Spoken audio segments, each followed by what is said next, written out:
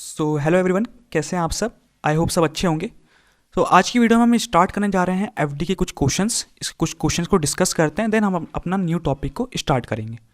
So let's start. हमारे पास एक question है, हमारे पास एक रिलेशनल टेबल गिवन है और हमसे क्या बोला जा रहा है कि identify non trivial FD which is satisfy by the instance. एक नॉन ट्रिवियल एफडी को फाइंड आउट करना है जो इस इंस्टेंस को सेटिस्फाई करे। ओके इसके लिए सबसे पहले हम चेक करेंगे कि एफडी कैसे चेक करते हैं। आपको मालूम है लास्ट क्लास में मैंने सिखाया था कि एफडी कैसे चेक करते हैं। अगर एक्स की वैल्यू रिपीट हो रही है तो उसके करस्पॉन्डिंग वाई की वैल्यू भी रिपीट होनी चाहिए। याद करना एकदम सिंपल है। मान लीजिए अगर आपका रोल नंबर है तो सिर्फ आप ही का नाम आएगा, और जब जब आपका रोल नंबर रिपीट होगा तब तब आप ही का ही नाम आएगा, किसी और का नाम नहीं आ सकता। ओके सो इस क्वेश्चन को करने से पहले सबसे पहले हम एक नंबर ऑफ कॉम्बिनेशंस बनाएंगे। किन के बीच में? एक्स, वाई और जेड, इन तीन एट्रीब्यूट्स के बीच में कितने कॉम्बिनेशंस पॉसिबल हैं, सबसे पहले हम वो बनाएंगे। तो देखते हैं, सबसे पहले हम कॉम्बिनेशन बनाते हैं। कॉम्बिनेशन क्या क्या बन जाएंगे? X tense to Y, X tense to Z, X tense to Y Z, and next Y के क्या क्या कॉम्बिनेशन बन सकते हैं? वाई के कॉम्बिनेशन बनेंगे Y tense to X, Y tense to Z and Y tense to X Z.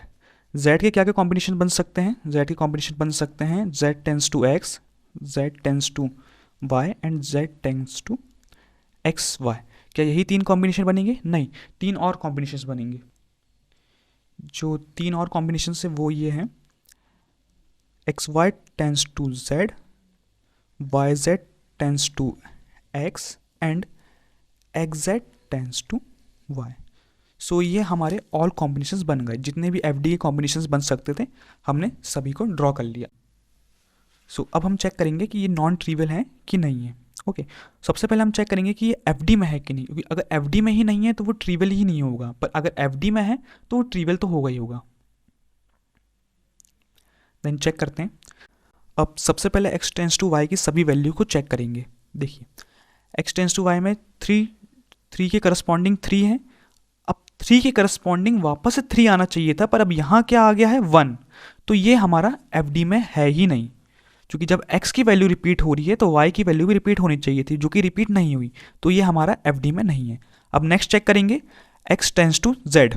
अब यहाँ देखिए x टेंस टू z में चेक करते हैं। 3 के करस्पॉन्डिंग 7, 3 के करस्पॉन्डिंग 7, 1 के करस्पॉन्डिंग 7, 1 के करस्पॉन्डिंग 7, 1 के करस्पॉन्डिंग 7। देख रहे हैं जब x की वैल्यू रिपीट हो रही है z की वैल्यू भी रिपीट हो रही है, तो हम कह सकते हैं कि ये x टेंस टू z हमारा एफडी में है। ओके नेक्स्ट चेक करते हैं x tends to Y Z. X tense to Y Z check करने के लिए देखते हैं x tends to Y Z. यहाँ x की वैल्यू 3 है और वाई जेड की वैल्यू 3 7। यहाँ x की वैल्यू 3 रिपीट हुई तो वाई जेड की वैल्यू भी 3 7 होनी थी, पर हमारे पास वैल्यू क्या आ गई? 1 और 7। तो हम कह सकते हैं कि ये भी हमारा एफडी में नहीं है। क्यों नहीं है? क्योंकि जब 3 रिपीट हो रहा था तो ये दो वैल्यू भी रिपीट होनी थी, जो कि नहीं हुई। ठीक है, इसलिए हमने इसे कट कर दिया कि नॉट इन एफडी। जब एफडी में ही नहीं है तो नॉन ट्रिवियल तो होगा ही नहीं। अगला चेक करते हैं। अगला है y tends to x। y tends to x देखते हैं। y टेंस टू x में यहाँ 3 है, 3 के करस्पॉन्डिंग 3, 1 के करस्पॉन्डिंग 3, 3 के करस्पॉन्डिंग 1। अब ये देखिए जब 3 की वैल्यू रिपीट हो रही है तो उसके करस्पॉन्डिंग वैल्यू भी रिपीट होनी चाहिए थी। यहाँ 3 है और यहाँ 1 है, तो ये देखिए वैल्यू चेंज हो गई, तो ये हमारा एफडी में नहीं है। अब चेक करते हैं y टेंस टू z को। y टेंस टू z में देखिए 3 के करस्पॉन्डिंग 7, 1 के करस्पॉन्डिंग 7, 3 के करस्पॉन्डिंग 7। अब यहाँ देखिए 3 रिपीट हुआ तो उसकी करस्पॉन्डिंग वैल्यू भी रिपीट हो गई। देन अगला क्या है? 1 के करस्पॉन्डिंग 7। अब देखिए जैसे ही 1 रिपीट हुआ तो उसके करस्पॉन्डिंग भी 1 की वैल्यू रिपीट हो गई, एंड 3 के करस्पॉन्डिंग 7। अब देख रहे हैं जब जब y की वैल्यू रिपीट हो रही है उसके करस्पॉन्डिंग z की वैल्यू भी रिपीट हो रही है, तो हम कह सकते हैं कि ये एफडी में है। देन हम अगला चेक करते हैं जो है y tends to X Z. X Z check करते हैं। y टेंस टू x और z, जब 3 के करस्पॉन्डिंग 3 7, 1 के करस्पॉन्डिंग 3 7, 3 के करस्पॉन्डिंग 1 7। ये देखिए यहाँ 3 के करस्पॉन्डिंग क्या था? 3 7, और यहाँ 3 के करस्पॉन्डिंग क्या आ गया? 1 और 7। यानी वैल्यू चेंज हो गई। जब ये वैल्यू रिपीट हो रही थी तो इन्हें भी रिपीट होना था, जो कि नहीं हुए। इसलिए हम कह सकते हैं कि ये भी हमारा एफडी में नहीं है। सिंपल है, एक्स की वैल्यू रिपीट हो रही है तो उसके करस्पॉन्डिंग वाली वैल्यू भी रिपीट होनी चाहिए थी। देन हमारा अगला है z tends to x, check करते हैं सेम इसी तरह z टेंस टू x देखते हैं, 7 की करस्पॉन्डिंग 3, 7 की करस्पॉन्डिंग 3, 7 की करस्पॉन्डिंग 1। अब ये देखिए यहाँ 7 की करस्पॉन्डिंग 3 चल रहा था पर अचानक से 7 की करस्पॉन्डिंग 1 आ गया। अगर यहाँ पे भी 3 आता तब भी एफडी में होता, बट यहाँ 1 हो गया, वैल्यू चेंज हो गई, वैल्यू रिपीट नहीं हुई, तब हम कहेंगे कि हमारा एफडी में नहीं है। अब चेक करते हैं z tends to y, z tends to y देखिए 7 की करस्पॉन्डिंग 3, 7 की करस्पॉन्डिंग 1, यहाँ भी वैल्यू चेंज हो गई, ये भी हमारा एफडी में नहीं है। z की करस्पॉन्डिंग xy देखिए, z की करस्पॉन्डिंग xy की वैल्यू क्या क्या है, z जब 7 आया तब 3 3, 7 आया 1 3 हो गया, यानी जब ये वैल्यू रिपीट हुई तो ये वैल्यू रिपीट ही नहीं हुई, ये वैल्यू रिपीट ही नहीं हुई, तो हम कह सकते हैं कि ये हमारा एफडी में है ही नहीं।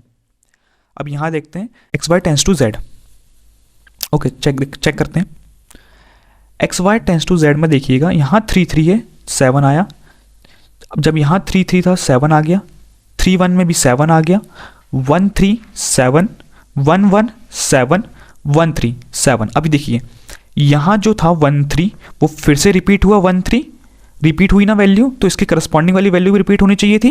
ये देखो 7 भी रिपीट हो रहा है ना, जब ये रिपीट हो रहा है तो यानी ये एफडी में है, ये वाला एफडी में है। ओके अब जो नेक्स्ट है वो हमारा Y Z tense to X. अब देखिए Y Z tense to X को चेक करते हैं। यहाँ देखिए कैसे चेक करेंगे, यहाँ है हमारा 3 7, 7 की करस्पॉन्डिंग 3, 1 7 की करस्पॉन्डिंग 3, 3 7 करस्पॉन्डिंग 1। अब देखिए जब 3 7 रिपीट हो रहा है तो ये भी रिपीट होना था, जो कि नहीं हुआ, तो ये हमारा एफडी में नहीं है। अब हम लास्ट चेक करते हैं, लास्ट है X Z tense to Y. यहाँ देखिए X Z tense to Y, जब 3 3 हुआ 3 आया, सॉरी जब 3 7 हुआ तो 3 आया, 3 7 हुआ तो 1 आ गया, यानी जब ये वैल्यूज रिपीट हो रही है तो इसे भी होना था, जो कि नहीं हुई। जब नहीं हुई तो हम कह सकते हैं कि ये हमारा एफडी में नहीं है। सो हमारी जो कौन कौन सी एफडीज हैं जो रिपीट हो रहे हैं, जो एफडी में हैं, वो हैं X tense to Z, Y tense to Z और X Y tense to Z. ये वैलिड इन एफडी, ये एफडी में वैलिड है। अगर ये एफडी में वैलिड है तो ये नॉन ट्रिवियल होंगे। क्यों नॉन ट्रिवियल होंगे? क्योंकि आप देख सकते हैं इनकी जो वैल्यूज है इनमें कुछ भी कॉमन नहीं है। जैसे देखिए एक्स और जेड में कुछ कॉमन है क्या? नहीं, ये 3 है और ये 7 है, इनके बीच में कुछ भी कॉमन नहीं है। 3 और 7 टोटली डिफरेंट नंबर होते हैं, इनके बीच में कुछ भी कॉमन नहीं है। ठीक है, तो आप इस तरह से चेक कर सकते हैं। इस तरह इस क्वेश्चन में हमारे 3 नॉन ट्रिवियल सॉल्यूशन आ गए। ओके, अब नेक्स्ट क्वेश्चन डिस्कस करते हैं। इस क्वेश्चन में क्या बोल रहा है कि how many FD are satisfied by the above instance. ये हमें पूरा इंस्टेंस दे दिया गया है। अब इसमें हमें बताना है कि कितनी एफडी सेटिस्फाई होगी। फर्स्ट ऑफ ऑल हमें एफडीज के कॉम्बिनेशंस को बनाना पड़ेगा। हम एफडीज के कॉम्बिनेशन बनाते हैं। देखो क्या क्या कॉम्बिनेशन बनेंगे, A tends to B, A tends to C, A tends to B C. एक कॉम्बिनेशन ये हो गया, और अगला कॉम्बिनेशन होगा B tends to A, B tends to C and B tends to A C. Then अगला combination क्या होगा, C tends to A, C tends to B and C tends to A B. और भी combination बनेंगे, क्या क्या बन सकते हैं, A B tends to C, A C tends to B and B C tends to A. Okay, FD के जितने कॉम्बिनेशंस बन सकते थे हमने सारे कॉम्बिनेशन बना लिए। अब 1 बाय 1 सबको चेक करते हैं। अब देखिए ए की वैल्यू क्या दी है हमारे पास 1, और बी की वैल्यू भी हमारे पास क्या दी है 1। अब यहाँ पे देखिए जब 1 1 है फिर से 1 आया तो 1 की वैल्यू ही रिपीट होनी थी, पर यहाँ आ गया 2, यानी ये सेटिस्फाई नहीं कर रहा है। ठीक है, आगे बढ़ते हैं। ए टेंस टू सी में, ए टेंस टू सी में देखिए 1 1 1 1, ठीक है, 2 2 2 3 हो गया। जब यहाँ वैल्यू रिपीट हो रही तो यहाँ भी होनी थी, जो कि नहीं हुई, ये सेटिस्फाई नहीं होगा। ए टेंस टू बी सी देखिए 1 के करस्पॉन्डिंग 1 1, 1 के करस्पॉन्डिंग 2 1, यहाँ रिपीट हो रही है तो यहाँ भी रिपीट होनी थी, जो कि नहीं हुई। 1 था 2 आ गया, तो ये भी एफडी को सेटिस्फाई नहीं करेगा। अगला देखिए, अगला क्या है, B tends to A, B tends to A, 1 1 2 1 1 2। अब देखिए ये 1 रिपीट हुआ है तो इसे भी रिपीट होना था, पर रिपीट नहीं हुआ, यहाँ 1 है और यहाँ 2 है, तो ये भी हमारा एफडी को सेटिस्फाई नहीं करेगा। अगला है बी टेंस टू सी। देखिए बी टेंस टू सी क्या बोलता है, 1 के करस्पॉन्डिंग 1, 2 के करस्पॉन्डिंग 1, 1 के करस्पॉन्डिंग 2 आ गया। ये देखिए 1 के करस्पॉन्डिंग यहाँ 1 था तो यहाँ भी 1 के करस्पॉन्डिंग 1 आना था, पर आ गया 2, तो ये भी एफडी को सेटिस्फाई नहीं करेगा। आगे बढ़ते हैं, बी टेंस टू ए सी। देखिए बी टेंस टू ए और सी, 1 के करस्पॉन्डिंग 1 1, 2 के करस्पॉन्डिंग 1 1, 1 के करस्पॉन्डिंग 2 2। यहाँ 1 के करस्पॉन्डिंग 1 1 है, जब 1 की वैल्यू रिपीट हुई, 1 जब रिपीट हुआ तो यहाँ भी रिपीट होना था, पर यहाँ रिपीट नहीं हुआ, यहाँ न्यू वैल्यू आ गई 2 2, इसलिए ये भी हमारा एफडी में नहीं होगा। C tends to A, C tends to A check करेंगे, सी टेंस टू ए, 1 के करस्पॉन्डिंग 1, 1 के करस्पॉन्डिंग 1, 2 के करस्पॉन्डिंग 2, 3 के करस्पॉन्डिंग 2, 3 के करस्पॉन्डिंग 1। अब ये देखिए यहाँ 3 के करस्पॉन्डिंग 2 था और यहाँ 3 के करस्पॉन्डिंग क्या आ गया 1, तो इसलिए ये भी हमारा एफडी में नहीं होगा। अगला चेक करेंगे, सी टेंस टू बी। देखिए सी की वैल्यू 1, 1 के करस्पॉन्डिंग 1, 1 के करस्पॉन्डिंग 2, ये देखिए वैल्यू चेंज हो गई, यहाँ वैल्यू सेम थी, इसलिए ये भी एफडी में नहीं है। आगे बढ़ते हैं, अगला क्या है, C tends to A B, C tends to A B. अब देखते हैं 1 के करस्पॉन्डिंग 1 1, 1 के करस्पॉन्डिंग 1 2 आ गया, चेंज हो गई वैल्यूज, नो एफडी। यहाँ देखिए A B tends to C, A B की वैल्यू क्या है 1 1, 1 1 करस्पॉन्डिंग 1, 1 2 के करस्पॉन्डिंग 1, ये ठीक है, इन दोनों को एक साथ देखना है, इन दोनों को एक साथ देखना है, ठीक है। 2 1 के करस्पॉन्डिंग 2, 2 1 के करस्पॉन्डिंग 3, यहाँ देखिए यहाँ 2 1 के करस्पॉन्डिंग 2 आया है और यहाँ 2 1 के करस्पॉन्डिंग 3 आ गया। जब ये वैल्यू रिपीट हुई है तो इसे भी रिपीट होना था, जो कि नहीं हुआ, इसलिए हम कह सकते हैं ये हमारा एफडी में नहीं है। एसी चेक करते हैं, एसी में भी सेम 1 1, 1 1 के करस्पॉन्डिंग 1, 1 1 के करस्पॉन्डिंग 2 आ गया, ये भी हमारा एफडी में नहीं है। बी सी टेंस टू ए, इसे चेक करते हैं, बी सी में क्या है 1 1 के करस्पॉन्डिंग 1, 2 1 के करस्पॉन्डिंग 1, 1 2 के करस्पॉन्डिंग 2, 1 3 करस्पॉन्डिंग 2, 3 3 करस्पॉन्डिंग 1। अब यहाँ देखिए एक्स की हर एक वैल्यू, ये बी सी, इसे हम चेक करना है, बी सी ये जितनी भी वैल्यूज़ हैं सब यूनिक है और सबके करस्पॉन्डिंग एक यूनिक वैल्यू आ रही है, यानी ये एफडी में तो है। तो आप देख सकते हैं कितनी एफडी सेटिस्फाई हो रही है, सिर्फ एक ही एफडी हमारी सेटिस्फाई हो रही है, वो कौन सी है, वो है B C tends to A. Okay, I hope समझ में आए होंगे, आपके दोनों एग्जाम्पल अच्छे से समझ में आ गए होंगे। ओके, अब हमारा जो नेक्स्ट टॉपिक है वो है आर्मस्ट्रॉन्ग एक्सियम्स, जिसे हम कहते हैं इंटरफेरेंस रूल या प्रॉपर्टीज ऑफ एफडीज। ठीक है, इसमें हम सबसे पहले जो प्रॉपर्टी को डिस्कस करेंगे वो है रिफ्लेक्सिविटी रूल। रिफ्लेक्सिविटी रूल हमें सिर्फ ये बताता है कि जो अल्फा टेंस टू बी है कि वो ट्रिवियल है कि नहीं है। ओके, सिर्फ रिफ्लेक्सिविटी रूल हमें सिर्फ इतना ही बताता है।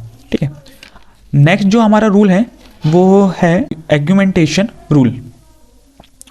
आर्गुमेंटेशन रूल हमें ये बताता है कि अल्फा टेंस टू बी, इसमें हम बोथ साइड सेम टाइप की वैल्यूज़ का मल्टीप्लाई कर सकते हैं या फिर हम सेम टाइप्स की वैल्यूज़ को ऐड कर सकते हैं। जैसे कि देखिए अल्फा टेंस टू बीटा है, उसमें हमने बोथ साइड गामा को ऐड कर दिया है। ओके, आर्गुमेंटेशन रूल हमें ये बताता है।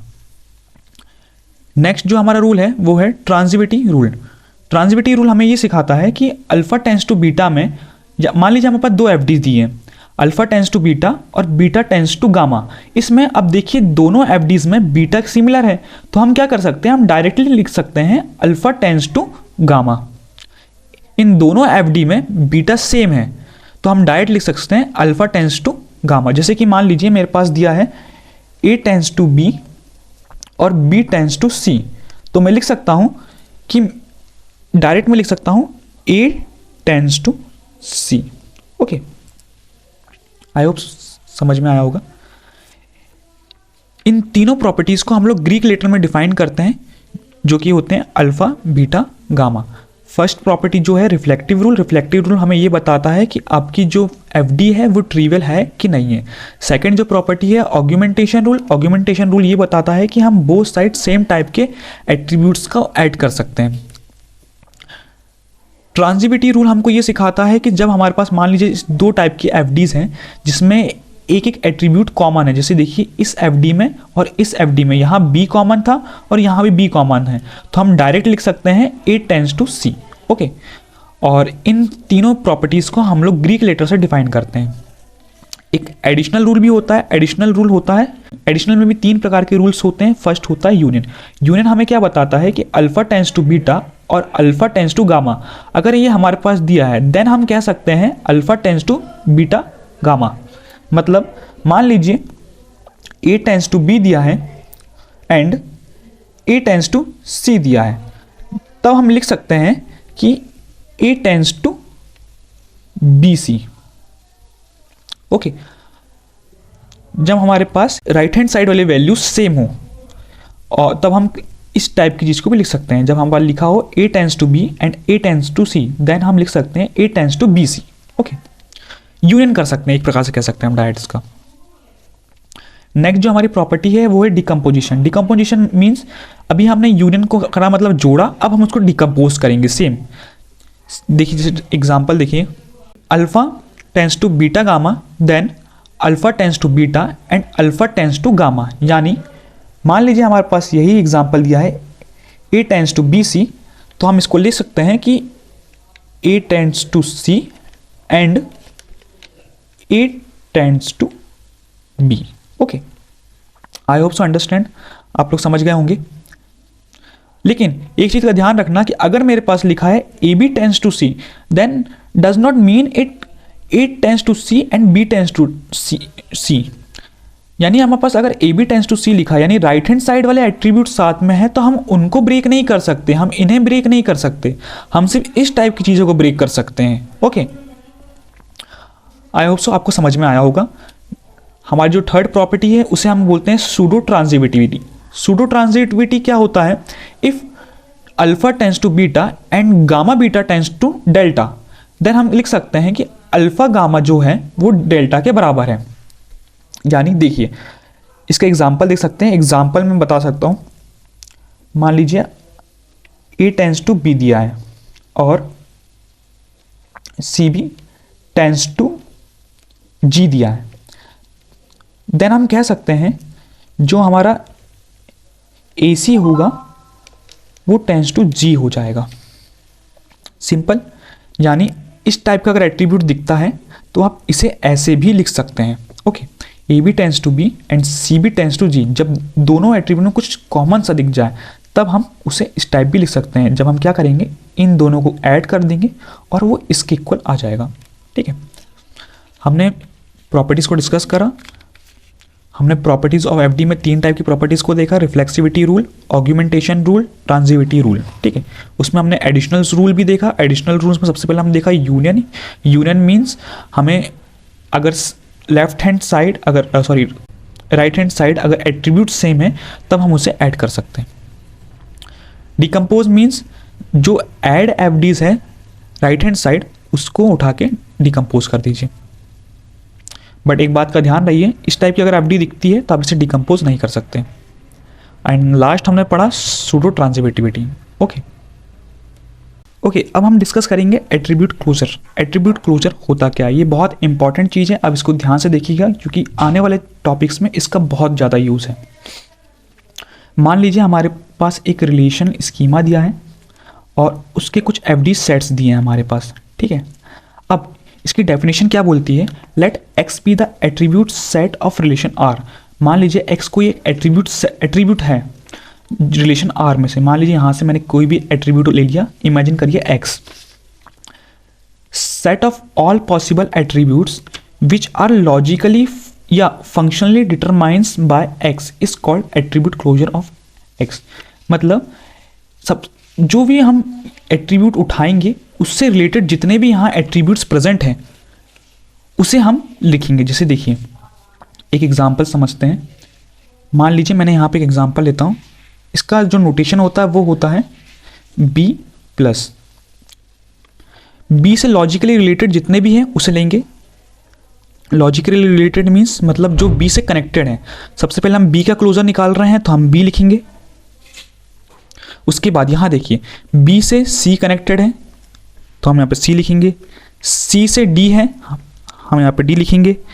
अब देखिए यहाँ पे डी से ई है तो अब हम यहाँ पे ई लिखेंगे। ओके, तो ये हो गया एट्रीब्यूट क्लोजर ऑफ बी। हम इसे बोलते हैं attribute closure of B. Okay, then अभी देखिए अभी और एट्रीब्यूट निकाल के देखते हैं। हम यहाँ पे एट्रीब्यूट निकालते हैं अब सी का। कैसे निकालेंगे? सी प्लस सी का निकालना है तो सबसे पहले हम सी लिखेंगे। उससे रिलेटेड लॉजिकली रिलेटेड जितने भी हैं उसे लिखेंगे। अब यहाँ देखिए यहाँ सी से रिलेटेड कौन है? डी, तो हम यहाँ पे लिखेंगे डी। डी से रिलेटेड कौन है? ई, तो हम यहाँ पे लिखेंगे ई। अब ई से रिलेटेड कुछ है क्या? देख लीजिए, नहीं है ना, तो बस ये हो गया attribute closure of C. Attribute closure of C. Okay, अब हम एट्रीब्यूट क्लोजर निकालते हैं डी का। डी का कैसे निकालेंगे? अब देखिए सबसे पहले हम डी का निकाल रहे हैं तो हम डी लिखेंगे और डी से रिलेटेड जितने भी एट्रीब्यूट्स हैं उसे लिखेंगे। डी से रिलेटेड कौन कौन से हैं? हाँ देखिए सिर्फ एक ही एट्रीब्यूट है, वो है ई, तो हम यहाँ पे सिर्फ ई लिखेंगे बस। अब हम ई का निकाल के देखते हैं। ई का निकालेंगे, इस नोटेशन होता है एट्रीब्यूट क्लोजर का, ठीक है। अब जिसका एट्रीब्यूट निकाल रहे हैं वो लिखेंगे ब्रैकेट में, ऊपर प्लस का साइन लगाते हैं। देखिए ई से रिलेटेड कुछ है क्या? नहीं, इसे काउंट नहीं करेंगे, इसे काउंट हम नहीं करेंगे। हमें ई से रिलेटेड कुछ चाहिए था, यानी कुछ इस टाइप का चाहिए था, ऐसा कुछ चाहिए था जो कि हमें नहीं है, इस एफडी सेट में हमें प्रेजेंट नहीं है, ठीक है। तो हम यहाँ पे सिर्फ ई लिख देंगे। देन तो ये हो गए पूरे क्लोजर्स। एक बार मैं आपको ए का भी निकाल के बता देता हूँ कि ए का हम कैसे निकालेंगे। देखिएगा फिर से, हमें अगर ए का क्लोजर निकालना है तो हम ब्रैकेट में ए लिखेंगे, उसके ऊपर प्लस का साइन लगाएंगे। देन हमें ए का निकालना है तो हम उसे सबसे पहले ए ही लिखेंगे।